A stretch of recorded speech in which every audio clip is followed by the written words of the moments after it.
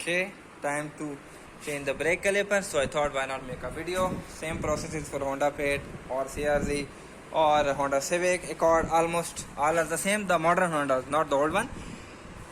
And do not open the upper screw 12 socket and just loosen the lower bolt, and now the bolt is out. And have you noted this is simple bolt, not the one which other videos show which came all the way from the boot and has to be lubricated. So Honda intelligently made this simple. Look at that greasy part is inside this. Okay, first let me lift the piston. Once this bolt is out, just you can lift the piston upward, simple as that.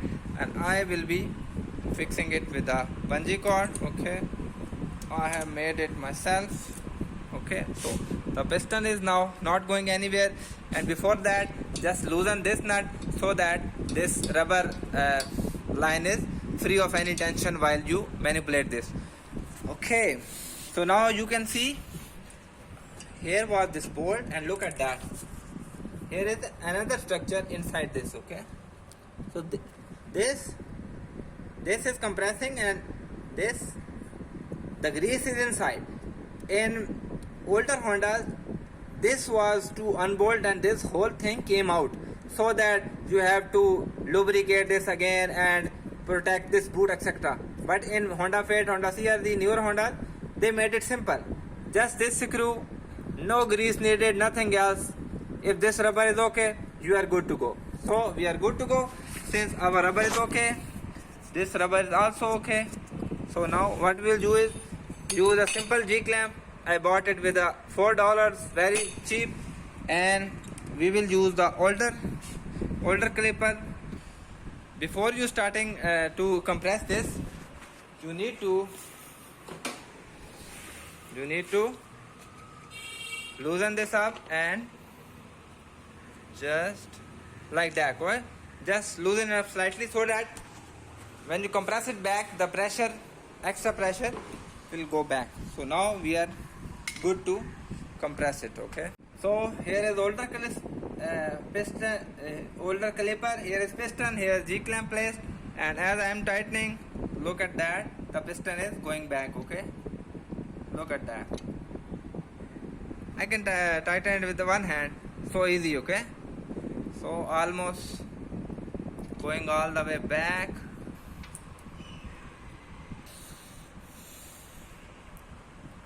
So you see the piston is gone all the way back. Look at that, no sign. And now it's ready to accept our new brake caliper. Okay, it's very easy. There is some spring type structure. Just put it like that and then you press it. Okay, so both have been installed. Okay, so now we'll be releasing our bungee. Let the piston come down. Okay, that's it, because these new pistons are thick, and sometime in older cars in which you have this long pin instead of this screw, you have to press it downward. Okay, in this I have also pressed it to downward. Okay, now it's slid. Before that it was like that. So don't just push it hard. Okay, you will damage the rubber.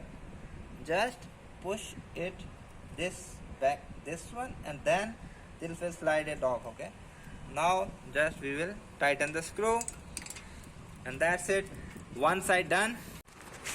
When this reaches a certain point, look at that, if I tighten it, this also rotating. To fix this, just use 19 key. Okay, hold it this place, and on the other hand use this one. Okay, so now it will be locked. Okay, one side is done. Just release the bungee cord and just tighten this screw, and repeat the same thing on the opposite side. Okay, on this side there is bad news.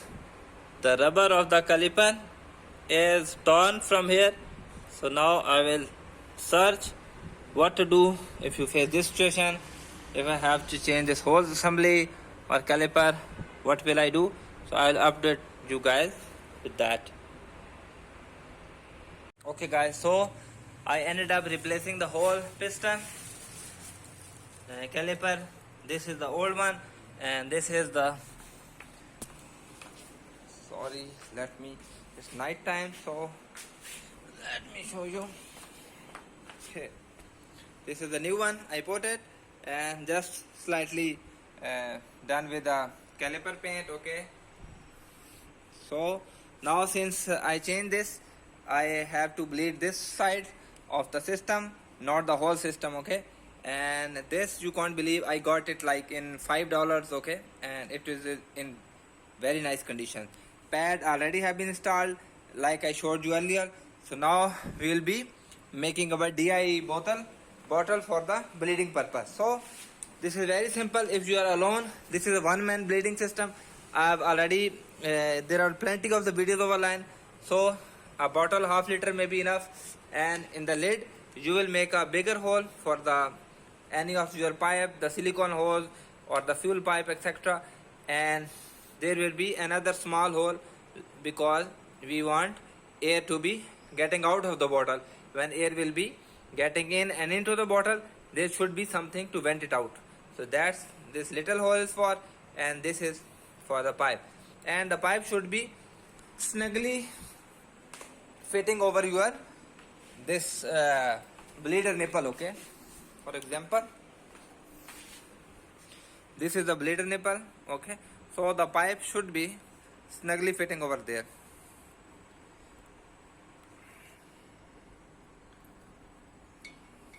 So this is actually, this is old nebulizer pipe, my kids nebulizer. So look at that, it fits very snugly. Okay, I have to apply some force. Okay, yeah. So now look at that, it's not going anywhere. Now we will put some water into our bottle. As you see, I already filled it with the water, and let's put this pipe inside and tighten the lid. Okay, very important point is since air want to get up. Okay, so you will place this bottle above the level of the bleeder. Okay, so now what we'll do is the air will be getting up and fluid and bubbles will be getting up and going into the bottle, and since the tip is submerged into the water, so their air cannot go back.